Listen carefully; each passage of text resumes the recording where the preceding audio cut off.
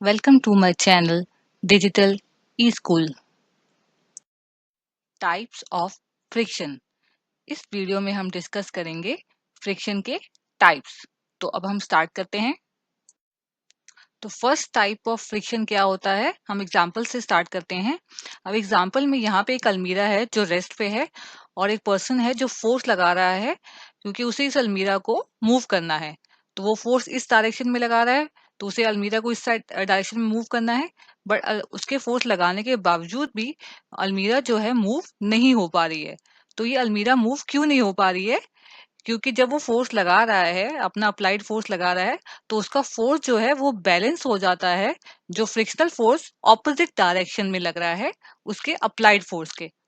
तो ये opposite direction में फ्रिक्शनल फोर्स लग रहा है, तो ये इसे आप उसके अप्लाइड फोर्स को बैलेंस कर देता है। ये दोनों फोर्सेस जो है बैलेंस हो जाते हैं, तो नेट फोर्स 0 हो जाता है, जिसकी वजह से ये अलमीरा जो है मूव नहीं हो पा रही है। और ये जो फ्रिक्शनल फोर्स ऑपोजिट डायरेक्शन में लग रहा है, इसे हम बोलते हैं स्टैटिक फ्रिक्शन। ये होता है first type of friction, static friction. Static friction is the force of friction on an object that is not moving. जो ऑब्जेक्ट मूव नहीं कर पा रहा है is because of static friction. इसे हम सेल्फ एडजस्टिंग फोर्स भी कहते हैं, क्योंकि ये फोर्स को एडजस्ट कर देता है। तो जैसे जैसे हम अपना अप्लाइड फोर्स इंक्रीज करते हैं, तो ये स्टैटिक फ्रिक्शन फोर्स भी इंक्रीज हो जाता है। तो ये वो दो फिर से ये फोर्स को एडजस्ट कर देता है, दोनों फोर्सेस जो है वो बैलेंस में आ जाते हैं, जिसकी वजह से ऑब्जेक्ट जो है मूव नहीं कर पाता है। बट अगर ऐसे ही फ्रिक्शनल फोर्स अप्लाइड फोर्स के साथ साथ इंक्रीज होता रहेगा, तो फिर कभी कोई ऑब्जेक्ट मूव कर ही नहीं पाएगा। तो इसलिए ये जो फ्रिक्शनल फोर्स है, ये एक लेवल तक ही इंक्रीज होता है, उस लेवल के बाद ये इंक्रीज नहीं होता है। तो उस लेवल पे जब ये पहुंच जाता है, और जब उससे ज्यादा हम अपना फोर्स लगाएंगे, अप्लाइड फोर्स लगाएंगे, तो जो ऑब्जेक्ट है वो मूव करना शुरू हो जाएगा। और जब ये ऑब्जेक्ट मूव करना शुरू हो जाएगा, तब सेकेंड टाइप ऑफ फ्रिक्शन जो है नोटिस में आएगा। तो व्हेन जब हमारा applied force opposing frictional force से ज्यादा हो जाता है, तब अलमीरा जो है मूव करना स्टार्ट कर देती है। तो जब अलमीरा जो है मूव करना स्टार्ट कर देती है, तो उसे और मूव करना इजी हो जाता है। तो इस केस में अप्लाइड फोर्स जो है हमें कम लगाना पड़ता है as compare to static friction. जो स्टैटिक फ्रिक्शन में हम फोर्स लगा रहे थे अपना, उससे कम फोर्स में ही हम ऑब्जेक्ट को मूव कर पाते हैं। और इसमें जो फ्रिक्शनल फोर्स होता है, वो होता है second type of frictional force, जो कि स्लाइडिंग फ्रिक्शन कहते हैं। Sliding friction, resistance created by two objects when sliding against each other. तो मीन जो ऑब्जेक्ट मूव कर रहा है उसे और मूव करना इजी होता है, उसमें हमें कम फोर्स लगाना पड़ता है उसे मूव करने के लिए। और ये स्लाइडिंग फ्रिक्शन जो है स्टैटिक फ्रिक्शन से लेस होता है, ये स्टैटिक फ्रिक्शन से कम होता है। और लेकिन स्लाइडिंग फ्रिक्शन स्टैटिक फ्रिक्शन से कम क्यों होता है, वो हम आगे देखते हैं। स्लाइडिंग फ्रिक्शन स्टैटिक फ्रिक्शन से लेस क्यों होता है, ये हम देखते हैं। यहाँ पे हमने क्या किया, एक सरफेस लिया है और उसके सरफेस पे एक ऑब्जेक्ट है जो रेस्ट पे है, और इन दोनों के बीच में ये क्या है, इरेगुलरिटीज। क्योंकि जो ऑब्जेक्ट कोई भी ऑब्जेक्ट के सरफेस हो जो स्मूथ दिखता है, वो स्मूथ नहीं होता, उनमें कुछ इरेगुलरिटीज होती हैं। तो जब ये सरफेस के ऊपर हमने ऑब्जेक्ट जो है रेस्ट पे है, तो इनकी इरेगुलरिटीज क्या करती हैं, आपस में इंटरलॉक कर जाती हैं, और इनकी इंटरलॉकिंग जो है वो बहुत स्ट्रांग हो जाती है, जिसकी वजह से ये ऑब्जेक्ट मूव नहीं कर पाता है। बट जब कोई ऑब्जेक्ट मूव कर रहा है, जब वो मोशन में है, तो इरेगुलरिटीज जो होती हैं सरफेस और ऑब्जेक्ट के बीच में, उनको इतना टाइम नहीं मिल पाता, इंटरलॉक करने का टाइम नहीं मिल पाता है, इसलिए जो ऑब्जेक्ट जो है इजीली मूव कर जाता है।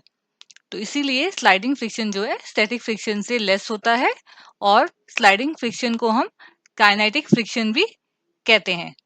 तो अभी तो हमने देखा कि स्लाइडिंग फ्रिक्शन में ऑब्जेक्ट को मूव करना इजी होता है, बट अब हम चाहते हैं कि हम और कम फोर्स में ऑब्जेक्ट को मूव कर सकें।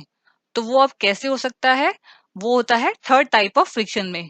तो वो हम आगे देखते हैं।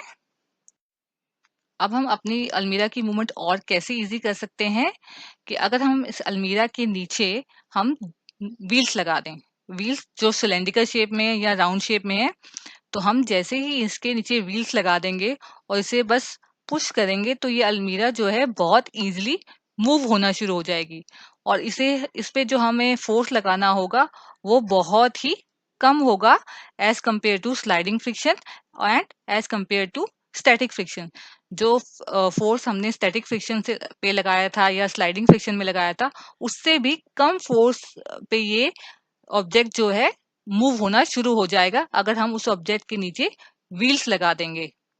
तो ये व्हील्स क्या करते हैं, ऑब्जेक्ट की मूवमेंट को बहुत इजी कर देते हैं, बहुत कम फोर्स में ये ऑब्जेक्ट को मूव कर देते हैं। और ये हमारा थर्ड टाइप ऑफ फ्रिक्शन होता है जिसे हम कहते हैं rolling friction. When one body rolls over the surface of another body, the resistance to is motion.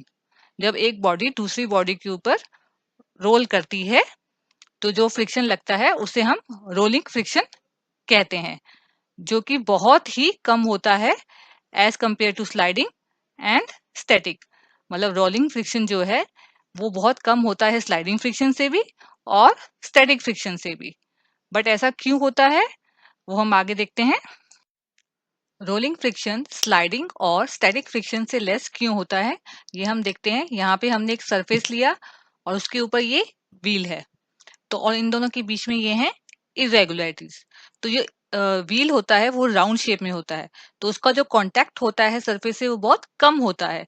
तो इसकी वजह से व्हील जो है सरफेस की इरेगुलरिटीज पे रोटेट करना शुरू कर देता है, जिसकी वजह से इंटरलॉकिंग नहीं हो पाती है। तो इसलिए बहुत इजी हो जाता है किसी भी ऑब्जेक्ट को मूव करना अगर उसमें व्हील्स लगे हों। तो इसलिए हम कोशिश करते हैं कि हम स्लाइडिंग फ्रिक्शन को रोलिंग फ्रिक्शन से रिप्लेस कर दें। तो इसीलिए मशीन्स में भी बॉल बेरिंग का इस्तेमाल किया जाता है, क्योंकि बॉल बेरिंग में जो बॉल बेरिंग्स भी राउंड होती हैं और उनके बीच में स्फेयर्स लगे होते हैं जो कि राउंड होते हैं। तो वो जब स्फेयर्स जो हैं वो रोटेट करते हैं, तो जिसकी वजह से रोलिंग फ्रिक्शन क्रिएट होता है और मशीन जो है बहुत एफिशिएंटली काम कर पाती है, क्योंकि फ्रिक्शन जो है बहुत कम हो जाता है, क्योंकि रोलिंग फ्रिक्शन बहुत कम होता है। तो इसीलिए हम ज़्यादा से ज़्यादा कोशिश करते हैं कि हम स्लाइडिंग फ्रिक्शन को रिप्लेस कर सकें रोलिंग फ्रिक्शन से। Thanks for watching my video. अगर आपको मेरी वीडियो पसंद आए तो प्लीज़ लाइक करें, मेरे चैनल को सब्सक्राइब करें, बेल आइकन को प्रेस करें फॉर फर्दर नोटिफिकेशंस के लिए। थैंक्स।